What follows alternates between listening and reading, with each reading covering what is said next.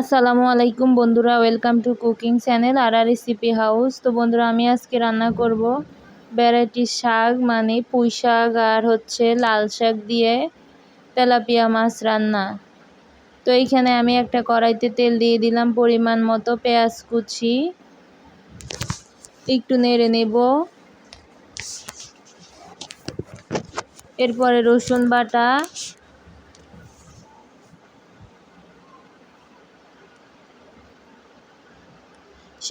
হলুদের গুঁড়া, মরিচের গুঁড়া, স্বাদ মতো লবণ দিয়ে একটু ভেজে নেব নেড়ে চেড়ে।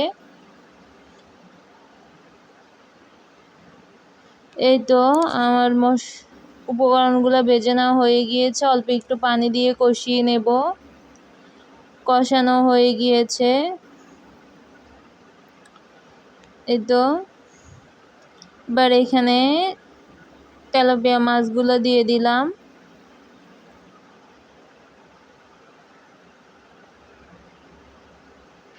যারা কখনো রান্না করেননি তারা ওই ভিডিওটি দেখলে অনায়াসে পেরে যাবেন।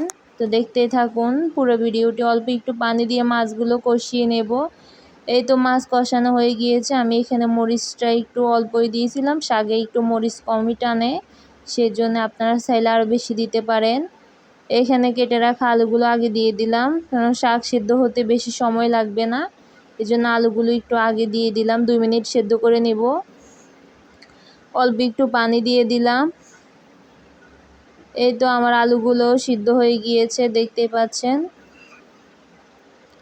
এবার এইখানে আমি কেটে রাখা শাকগুলো দিয়ে দিলাম।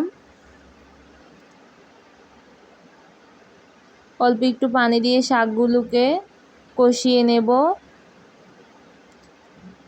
এই তো একটু নেড়ে চেড়ে উল্টে পাল্টে দিলাম। কষানো হয়ে গিয়েছে আমার শাক। অল্প একটু পানি দিয়ে দিলাম।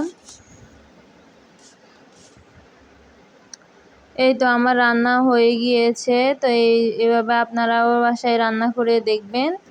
আর ভিডিওটি যদি ভালো লাগে একটা লাইক দিবেন, চ্যানেলটি সাবস্ক্রাইব করবেন, পাশে থাকবেন বন্ধুরা। আল্লাহ হাফেজ।